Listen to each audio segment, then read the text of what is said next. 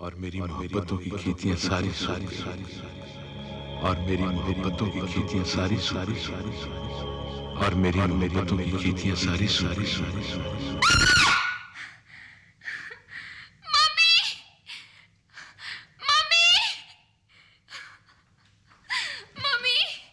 सेबी, क्या हुआ बेटा? क्या हुआ? मम्मी, कोई ख्वाब देख रही थी। ख्वाब? सो जाओ, सो जाओ,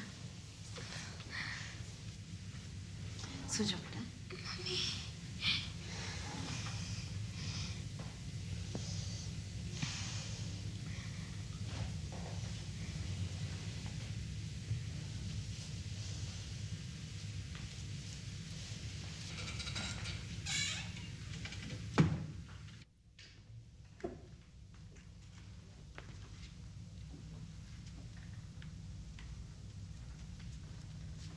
सर जी, आप सो रहे हैं? क्यों? आपके मेहमान आए सर। कौन मेहमान? बहुत दूर से सर। हाँ। तुम मेहमान बनकर आई हो? मेरी गैर मौजूदगी से फायदा उठाकर आप इस घर में मुस्तकिल कब्जा जमा के बैठ गए हैं। अमेरिका की हवा तुम्हें रास नहीं आई क्या? आपके बगैर कुछ भी अच्छा नहीं लगा। मेरे बगैर?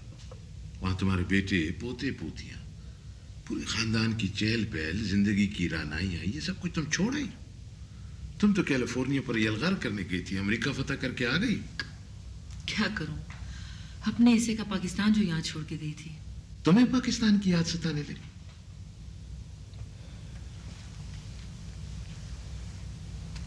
लैला, तुम्हें वाकई पाकिस्तान से प्यार है? अगर प्यार ना होता तो सब कुछ छोड़कर लैला अपने मंजू के पास कैसे आती? अच्छा ये बताएं, सब ठीक ठाक है? हाँ, जेम बेचारे के साथ बहुत बड़ी ट्रेजेडी हुई। क्यों, क्या हुआ उन्हें?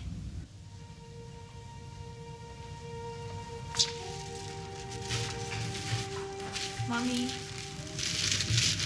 ये क्या है नाज़ी? आपके लिए फ्रूट है। कौन लाया? तुम्हारे पापा? पापा नहीं, मेरा भाई। तुम्हारा भाई? कहाँ है मेरा आफ्ताब? नाज़ी, मेरा आफ्ताब कहाँ है? मम्मी, मेरे आफ्ताब को यहाँ ले आओ ना नाज़ी, जाओ। मम्मी, आफ्ताब को ले आओ नाज़ी। मम्मी आप कहाँ है मेरा आफ्ताब? मेरे आफ्ताब को क्यों नहीं लाते हो तुम लोग?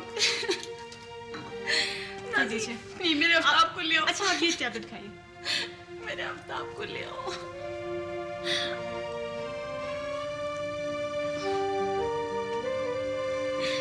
नाज़ी, जाओ मेरे आफ्ताब को ले आओ प्लीज। नाज़ी, मेरे आफ्ताब को ले आओ यहाँ। मम्मी, मेरे आफ्ताब को ले आओ जाकर। नाज़ी, जाओ मेरे आफ्ताब को ले आओ। कहाँ है मेरा बेटा? मेरा आफ्ताब कहाँ है नाज़ी? प्लीज मम्मी आप आराम कीजिए। कहाँ है मेरा बेटा? मेरा आफ्ताब कहाँ है?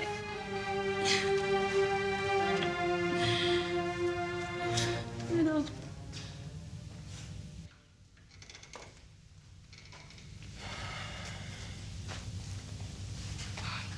आप खड़े क्यों हैं भाईजान?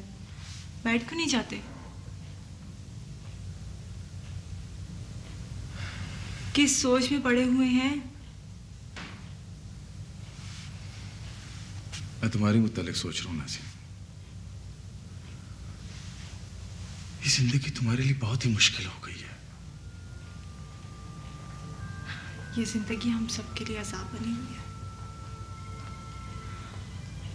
आफ्ताब जिंदा था तो इस घर में चारों तरफ खुशियां ही खुशियां थी, लेकिन एक शख्स के चले जाने से इस घर की सारी रौनकें खत्म हो गई। हम बिल्कुल अकेले रह गए। ये तुम क्या कह रही हो नाज़ी? तुम्हारा एक भाई तुमसे चला गया, लेकिन दूसरा आया उसकी जगह तुम्हारे पास। भाई ऐसे होते हैं, आप तो गैरों की तरह आते हैं और गैरों की तरह चले जाते हैं।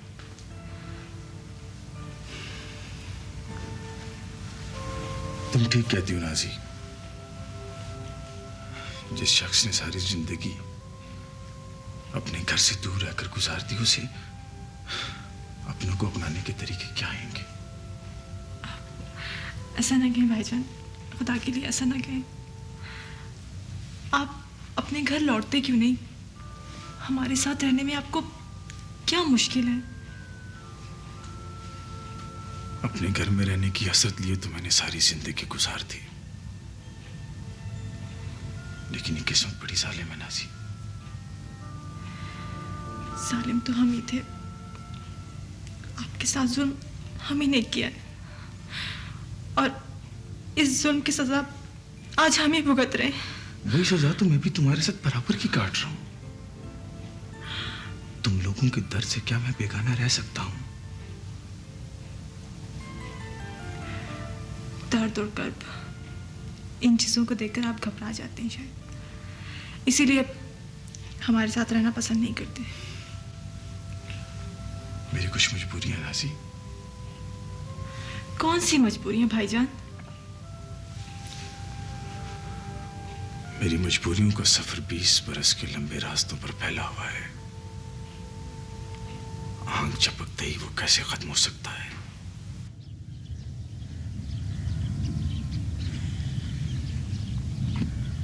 ये सेहरा बिल्कुल ताज़ा लगता है खादिम हुसैन। सर ऐसे लगता है जैसे फूलों की चादर आज ही कोई लाया है। लेकिन कौन हो सकता है वो? मैं तो खुद तकरीबन 1 महीने के बाद आया हूँ यहाँ। सर यहाँ गांव में तो आपके भाई और भतीजे के अलावा और कौन हो सकता है? हाँ, हो सकता है। सच पूछो खादिम हुसैन तो मेरा तो इस जिंदगी से जी भर गया है। आप हिम्मत से काम लें सर, ये सारी बातें तो जिंदगी के साथ लगी हुई हैं। जिंदगी की सारी उमंगों, सारी दौड़ धूप का नतीजा यही है खादिम हुसैन। अस्सलाम वालेकुम साहब। वालेकुम अस्सलाम। आपकी गाड़ी देखकर मैं यहाँ आया हूँ आपके पास। वो खान लाला मौजूद है? घर पर है जी। आपके आने से कुछ देर पहले एसी साहब भी अपनी जीप में आए थे, नासिर खान। नासिर? खबर के लिए फूलों का सेहरा भी वही लाए हैं। वो कहाँ चला गया? आप तुम्हें कुछ मालूम है अंजुरगुला? वो बांडे गया जी, अपने मामू के पास। गुल मोहम्मद, तुम सब्र और हौसले से काम लो। इंसान को किसी हालत में भी हिम्मत नहीं आनी चाहिए। फांसी के तख्ते पर खड़ा हुआ मुजरिम अपने गुनाहों की बख्शिश के अलावा दूसरी बात का तस्वुर भी नहीं कर सकता। खान लाला, मुझे फकीर मोहम्मद के पास जाना होगा। फकीर मोहम्मद बेचारे ने तो तुम्हें तुम्हारा बेटा वापस कर दिया है, बल्कि उसने उम्र भर की पूंजी तुम्हारे हवाले की है। इससे ज्यादा तुम उससे क्या मांगते हो? फकीर मोहम्मद ने मेरा बेटा मेरे हवाले कर दिया, लेकिन नासिर अब भी मुझे अपना बाप नहीं समझता। खान लाला, उसके मुंह से मैंने आज तक बाबा का लफ्ज नहीं सुना। अगर तुम इसकी जरूरत पहले से महसूस करते तो आज तुम्हारी ये हालत ना होती। मैं सारी दुनिया का मुजरिम हूं,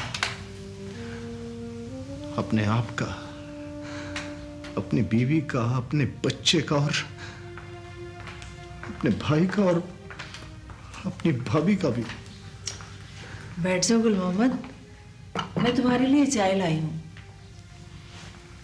आप मुझे चाय पिलाना चाहती हैं भाभी, और इस घर में मैं अपने आप को जहर के प्याले का हकदार भी नहीं समझता।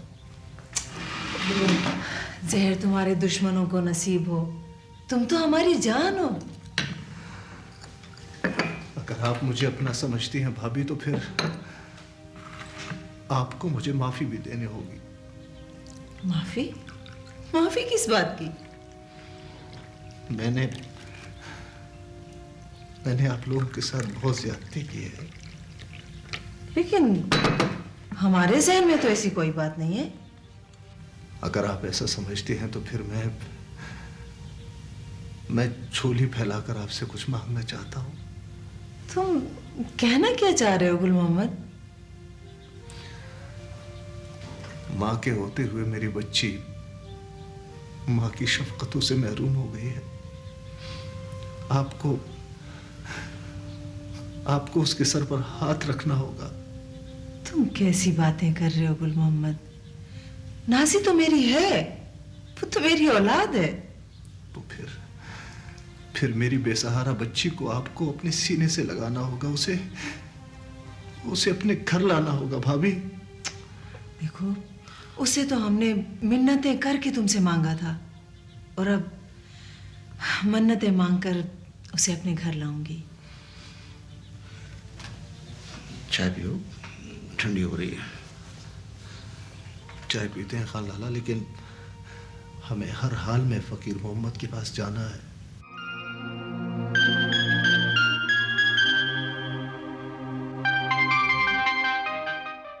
नासिर खान इतने दिनों के बाद आया खान, और एक रात गुजारने के लिए भी यहाँ नहीं ठहरा। यही तो मैं भी सोच रहा हूँ दुलिया, कि अब वो छुट्टी का दिन भी गांव में नहीं गुजारता। उसकी ड्यूटी में शायद छुट्टी का दिन होता ही नहीं। मुसीबत तो मेरे लिए बनी है दुलिया। उसके अफसर बनने की बड़ी तमन्ना थी मुझे, और उसकी जुताई के मुतल्लिक सोचा तक नहीं था मैंने। जुदाई का मसला तो आपने खुद अपने लिए बनाया खान। उस बेचारे ने तो लाखों जतन किए हैं कि तुम शहर में उसके साथ रहो, लेकिन आप खुद इस सुनसान जजीरे से निकलना नहीं चाहते। सच्ची बात यह है दुलिया कि मेरी मिसाल उस परवाने की तरह है जिसका अंधेरे में रहकर भी दम निकलता है, और शमा का शोला भी उसे जला ही देता है। आप खामखा जिद कर रहे हैं खान। वहां जाकर तुम्हें तकलीफ क्या है? ऐसी बड़ी बला होती है, बड़ी बला। वहां जाकर हम ऐश करेंगे, ऐश। नहीं दुलिया, बस मेरे लिए इतना भी काफी है कि वो बड़ा आदमी बन गया है। तो क्या बड़े लोगों के साथ अपने बुजुर्ग नहीं ठहरा करते? तुम तो उसके बाप हो खान। दुलिया, उसकी नजरों में मैं ही उसका बाप हूं, मगर दुनिया की किताबों में उसका बाप कोई और है। इसी एक शहर में मैं और गुल मोहम्मद अगर उसके साथ इकट्ठे हो जाए तो ये लोग गुल मोहम्मद ही को उसका बाप कहकर पुकारेंगे, और मुझे उसका मामू। और ये चीज मेरे बर्दाश्त से बाहर होगी दुलिया।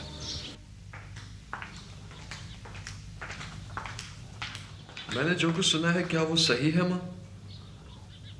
हाँ बेटा, इसमें अब शक की कोई बात नहीं रही। अल्लाह ने मेरी सुन ली। जिन लोगों ने तुम्हारे रिश्ते से इनकार किया था, अब वो खुद हमारे घर सवाली बनकर आए हैं। तुम्हारा चचा अपने किए पर पशेमान है बेटा। बाबा ने उन्हें क्या जवाब दिया?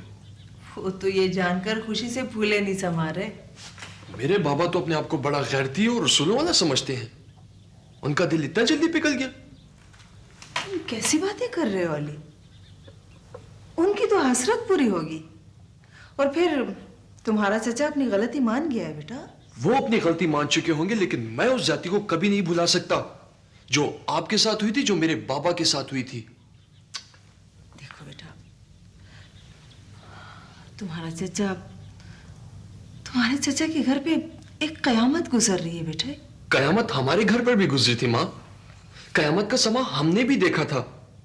उन पर कयामत आई है तो वो खुदा की तरफ से, और हम पर आई थी तो वो उनकी तरफ से थी। आप लोग भूल गए? आप लोग सब कुछ भूल गए? खान, शेर खान आए। आए खान।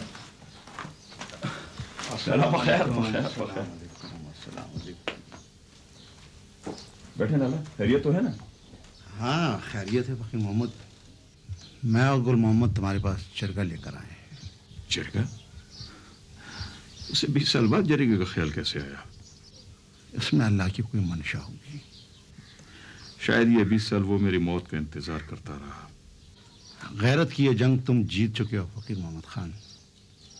गुल मोहम्मद आज जिंदा लाश की सूरत में तुम्हारे पास अपने किए की माफी मांगने आया है। माफी या कुछ और कुछ भी नहीं फकीर मोहम्मद खान।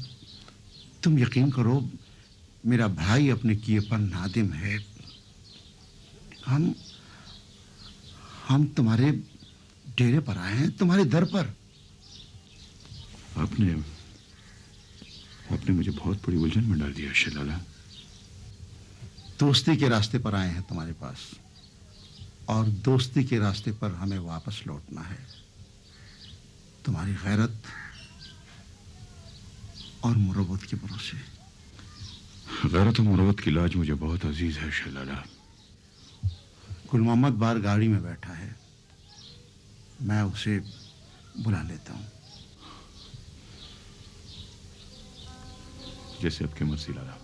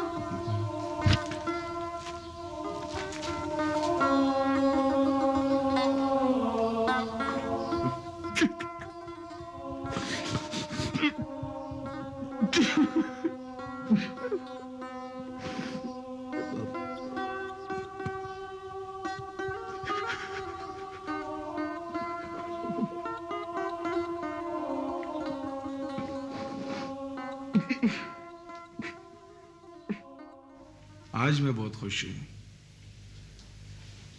ये मेरी जिंदगी का हसीन तरीन दिन है नाजी। खुशी की बात तो है, पापा के दिल का एक बहुत बड़ा बोझ भी हल्का हो गया। और मेरे रास्ते की सारी रुकावटें भी ख़त्म हो गई। मेरे मामा जी मान गए हैं और अब मैं पूरी आज़ादी के साथ यहाँ आता जाता रहूँगा, और मौका मिलते ही अपनी बहन से भी मिलने आऊँगा। हमें मिलने आएंगे? ये क्या बात है भाईजान? आपने यहीं रहना है हमारे साथ? एक ही बात है, दिलों के फासले मिट गए हैं तो घरों के फासले भी खत्म हो जाएंगे। नाजी बेटा, देखो आज हमारे घर कौन आया है। तुमने इन्हें इससे पहले कभी नहीं देखा होगा। मामा जी।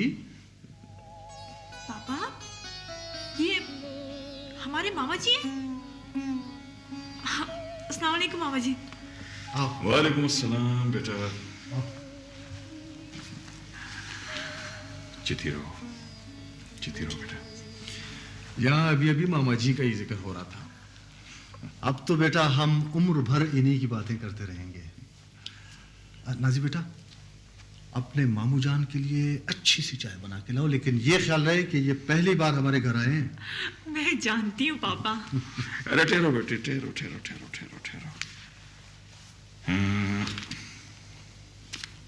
ये लो। ये क्या है?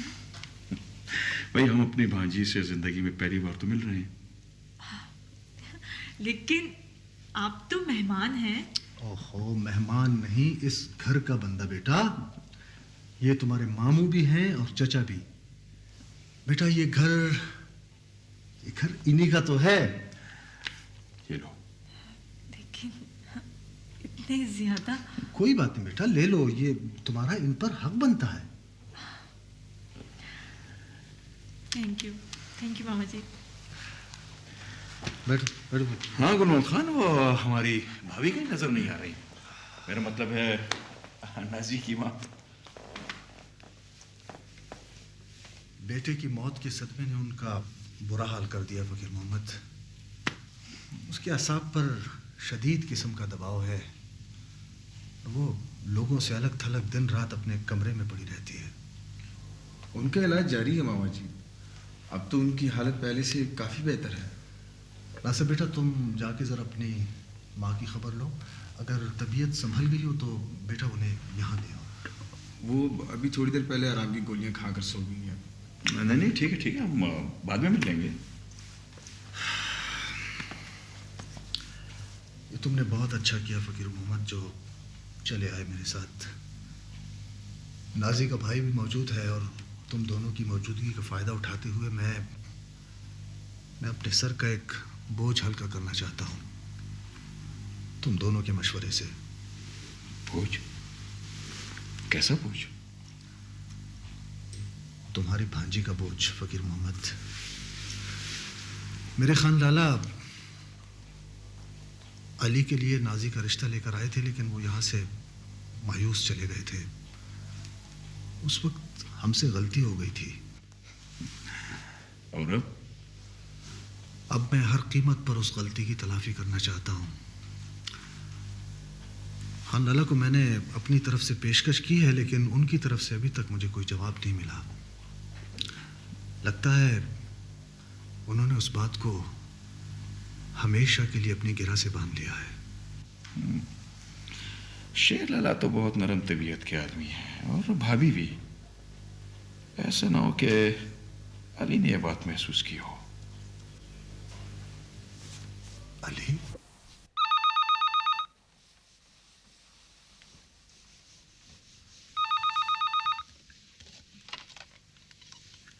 हेलो जी, अली बोल रहा हूँ। बेगम साहिबा, अस्सलाम वालेकुम जी। आपका मेरे साथ हिसाब रहता है। आपका काम मुकम्मल हो चुका है। मेरी तरफ से आपका सारा हिसाब बेबाक हो चुका है। मेरे साथ जाती बातें? ठीक है, मैं थोड़ी देर में पहुंच रहा हूँ। अस्सलाम वालेकुम जी।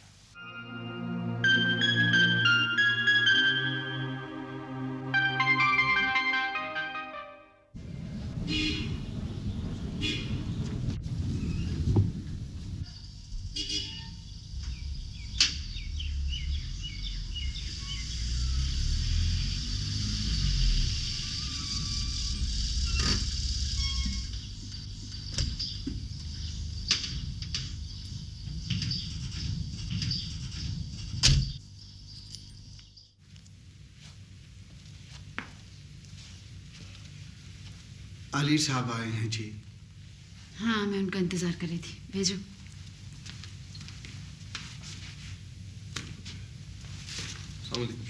वालेकुम सलाम। बैठो अली। शुक्रिया।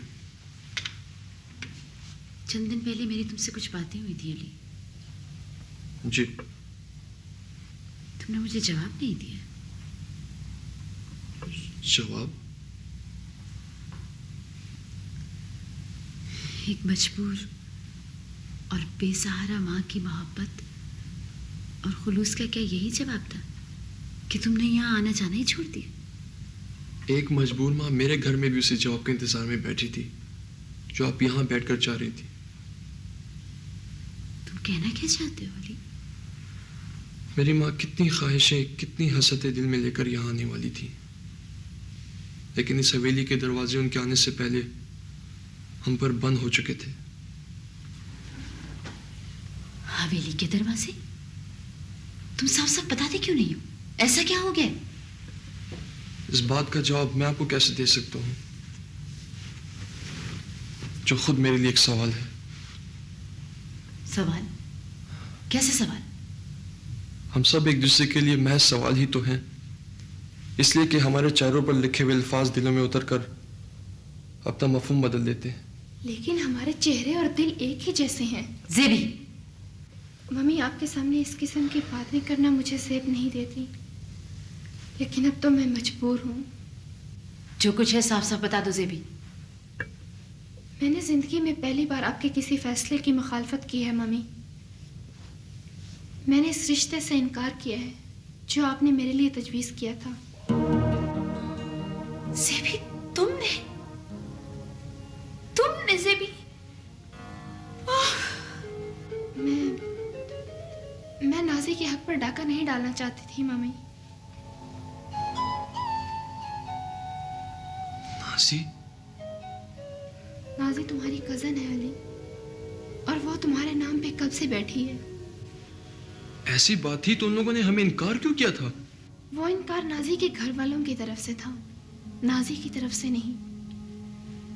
और इसका बदला नाजी ने अपने माँ बाप से बदर के साथ रिश्ते से इनकार की सूरत में लिया है। इस बात का तुम्हारे पास क्या सबूत है? सबूत की जरूरत आप समझते हैं? नाजी ने चंद दिन पहले खुद यहाँ आकर मुझे ये बातें बताई हैं। लेकिन तुमने ये बातें मुझसे क्यों छुपाई ज़ेबी? इसलिए कि यहाँ की लड़कियों के मासूम जज्बों का इजहार भी उनके लिए रसवाइयों के अफसाने घड़ सकता है।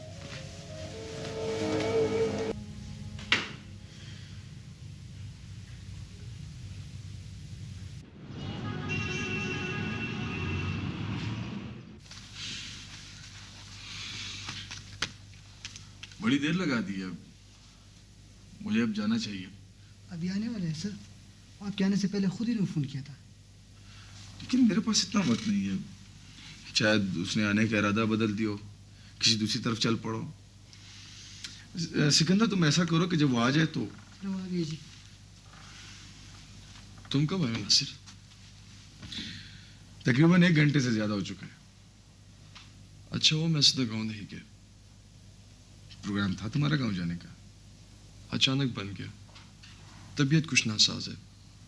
बैठो।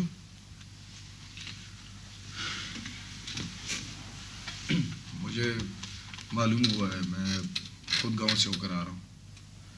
I am very sorry. तुम गांव गए थे?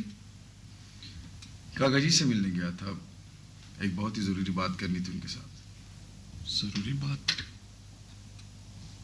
कौन सी जरूरी बात? जिस बात से तुम इनकार कर चुके हो। वो इनकार उन लोगों के इनकार का बदला था। तुम्हें तो सब कुछ मालूम है नासिर। इस बड़ी दुनिया में तुम किस किस से बदला लोगे अली? किस किस जाति का हिसाब लोगे उन लोगों से? देखो प्यारे, गिनती के चंद लम्हों की तो ये जिंदगी है, और वक्त की जेब से हर लम्हे की कीमत वसूल करने की कोशिश करो, खुशियों के साथ, प्यार और मोहब्बत की शक्ल में। प्यार और मोहब्बत। गुजरे कल के जख्मों को भूल जाओ, गुजरते हुए मौसमों की खुशबुओं के साथ अपनी मुस्कुराहटें शेयर करो अली।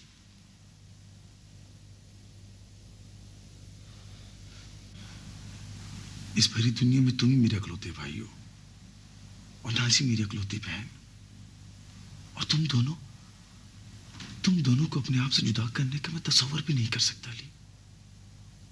बस यही मेरे अरमान है।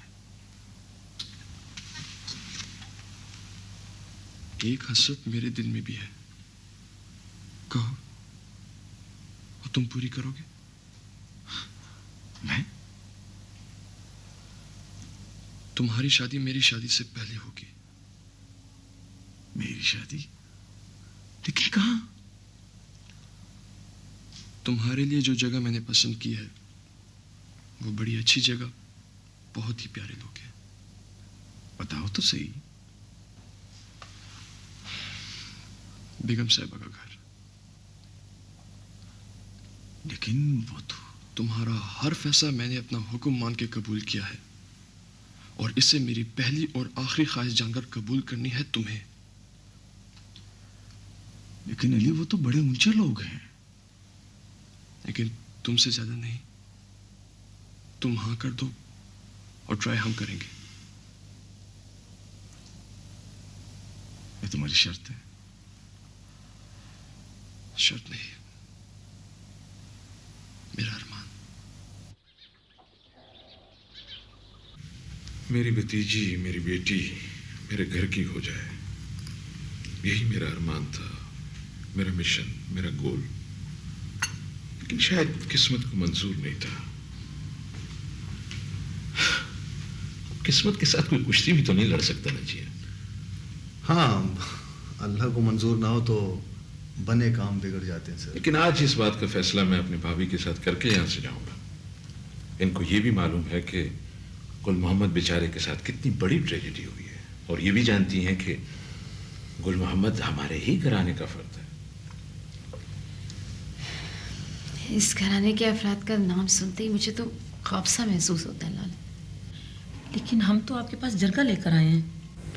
एक बार पहले भी इस घर से मैं मायूस लौटा हूँ बेगम साहबा, और आप तो जानती हैं कि उसके नतीजे में मेरा बेटा चला गया। मेरी बीवी की हालत आपके सामने है। अब नासिर की शक्ल में मेरा खोया हुआ बेटा मुझे वापस मिल गया है, तो आपको उसे अपने कदमों में जगह देनी होगी। लेकिन मैं इसमें लेकिन वेकिन नहीं चलेगा भाभी। बदर के रिश्ते के सिलसिले में भी मैं आपके सामने कई बार शर्मिंदा हो चुका हूं। उसी नदामत के दाग को धोने के लिए मुझे अपना फर्ज निभाना होगा। मैं समझता हूं नासिर का रिश्ता हमारी बच्ची के लिए हर लिहाज से मौजू है। शानदार शख्सियत, आला post, he is CSP, he is brilliant, he is smart and what not. आप देख लें, आप उसे जरूर पसंद करेंगी। जी हाँ, मैं मिली उससे, अली के साथ आया था यहाँ। तो फिर आपका इरादा क्या है बेगम साहबा?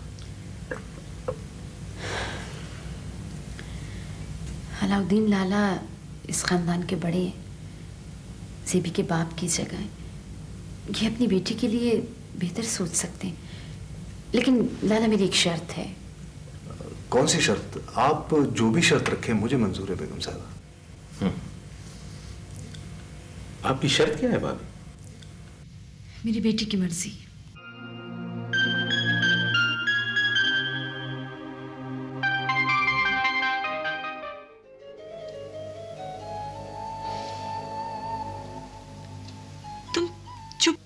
तुम सबकी खुशियां। ज़ेबी, सच? थैंक यू ज़ेबी, थैंक यू।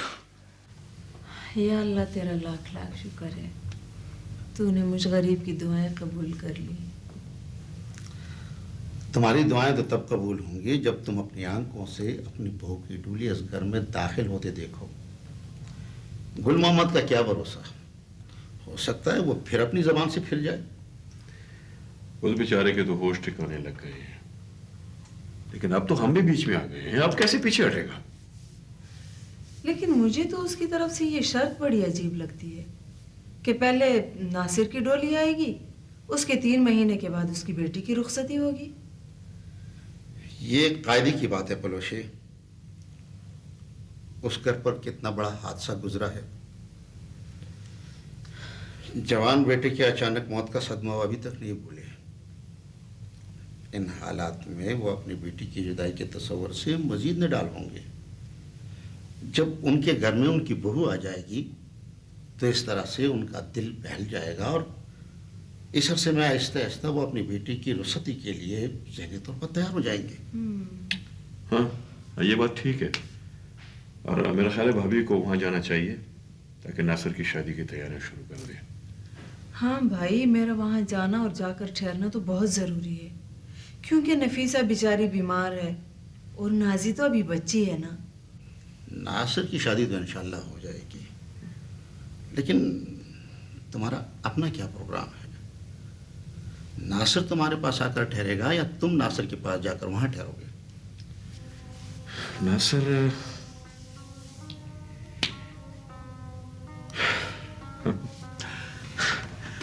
नासिर को मैं उसके बाप के पास छोड़ूंगा। तुम बर्दाश्त कर सकोगे? इतना हौसला है तुम में? शेराला, मुझे खुद से ज्यादा तुम्हारे भाई की फिक्र है, क्योंकि उसे बहुत गहरी चोट लगी है। ये तुम्हारी अजमत है, तुम्हारी शराफत है फकीर मोहम्मद। शेराला, फकीर मोहम्मद दुश्मनी भी दुश्मनों की तरह करता है और दोस्ती भी दोस्तों की तरह। मैं अकेला था और अकेले रह जाऊंगा। मुझे कोई फर्क नहीं पड़ेगा।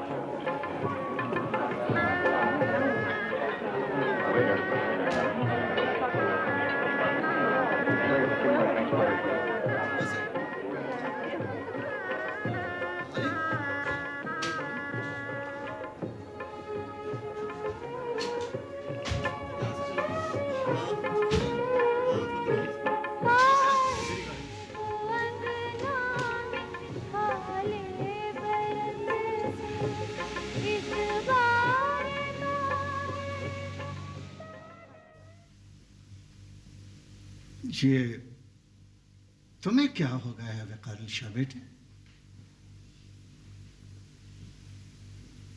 जवाब दो वकार शाह। विकी प्लीज। चलो जो भला भी हो, तुम्हारी ये हालत, ये तुम रो क्यों रही हो? रो नहीं तो क्या, नाचूं, डांस करूं? मेरी हालत पर तो आज जमीन आसमान मिलकर खून के आंसू बहाएंगे। जमीन और आसमान? अरे तुम होश में तो हो? हाँ हाँ, मैं होश में हूं। होश आए तो बड़ी बर्बादी के बाद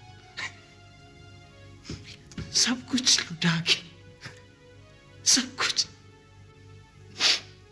अब तो तुम्हें दाल आटे के भाव का अंदाजा लग गया होगा।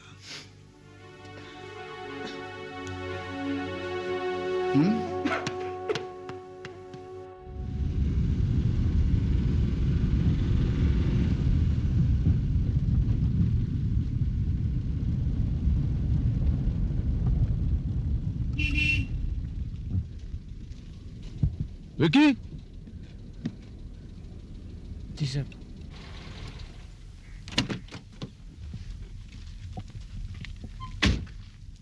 तुम कहां जा रहे हो? बैक टू पैविलियन, अपने गांव। अपने गांव? मेरी इनिंग्स खत्म हो गई, मैं आउट हो गया, बिल्कुल क्लीन बॉल, वो भी 0 पर। अभी तुम्हारी मुख्तसर सी इनिंग खत्म हुई है और लंबी इनिंग्स तो अभी शुरू होने वाली है। मैं समझा नहीं। जिंदगी का ये लंबा सफर, ये सुनसान रास्ता तुम अकेले कैसे काटोगे? या तो जगह जगह चीते हैं, अजदहा हैं, तूफान और आंधियां हैं, तरह तरह के हादसात, किस्म किस्म की मुश्किलात, and what not and what not.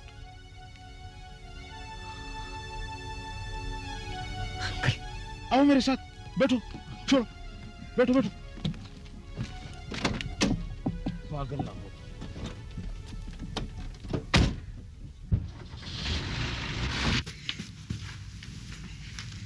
आप बैठे हैं जीनत बेगम? मेरे पास बैठने का वक्त नहीं है।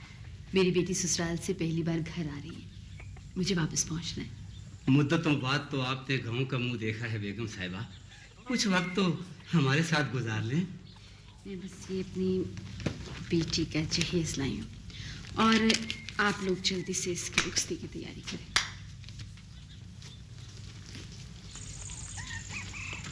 लेकिन बेगम साहिबा, वो लड़का कहाँ है, वकार अली शाह? क्या वो गांव नहीं पहुंचा? वो तो वहां से भी गायब है। बेगम साहिबा के घर में रहकर मेरी ट्रेजेडी कंप्लीट हो चुकी। अब यहाँ रहकर मैं दूसरी ट्रेजेडी के लिए मैं आज जमा नहीं करूंगा। विक्की बेटे देखो, बेगम साहबा की घर के बाहर बड़ी दुनिया मौजूद है, और फिर तुम्हें पाकर हमें रेडीमेड बेटा हाथ आ जाएगा और तुम्हें रेडीमेड माँ बाप मिल जाए। Really? You are really great uncle. नहीं, ये अंकल से अब गुजारा नहीं चलेगा। फिर डेट? इस लफ्ज से तो मुझे इतनी चिढ़ है, नफरत है इस लफ्ज से। वो क्यों? इस एक लफ्ज से वेस्ट का पूरा कल्चर, पूरा बैकग्राउंड मेरे सामने आ जाता है। उस कल्चर ने मेरा शाह, मेरा बदर मुझसे छीन लिया है। अब मैं चाहता हूं कि इस घर को नए सिरे से नई शक्ल में तामीर कर सकूं। वाह, आपके ख्यालात तो मुझसे भी ऊंचे हैं। डैड। नो, डैड नहीं, बाबा। बाबा जानी। जीते रहो बेटा, जीते रहो, जीते रहो। लो, तुम्हारी अम्मी भी आ गई है। चलो गांव चलते हैं। गांव? हाँ भाई, बेटा घर आ गया है तो अब बहू लाने में देर नहीं करनी चाहिए।